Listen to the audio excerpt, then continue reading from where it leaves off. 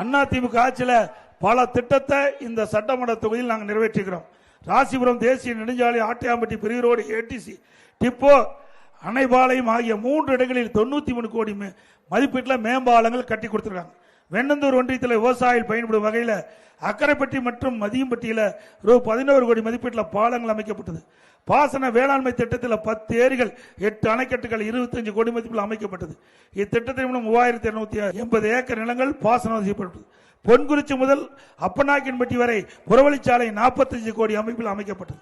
வெண்ணந்தூர் பேரூராட்சியில் அமைந்துள்ள ஏரிகள் 4 கோடி மதிப்பீட்டால் தூர்வாரப்பட்டு கரைகள் பலப்படுத்தப்பட்டு நடைபாதை அமைக்கப்பட்டு பூங்கா அமைக்கப்பட்டது. வெண்ணந்தூர் ஒன்றியத்தில் ஒன்றிய அலுவலக கட்டிடம் 3 கோடி மதிப்பில் கட்டப்பட்டது.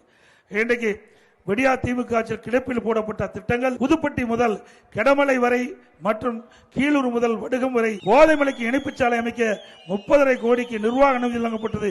இன்று வரை இந்த திட்டம் மத்தளவாக ஆமை வேகத்தில் நடக்குது. அதிமுக ஆட்சி நடந்த பிறகு இந்த திட்டம் விரைந்து செயல்பட்டு மக்களுடைய பயன்பாட்டுக்கு கொண்டு வரப்படும்.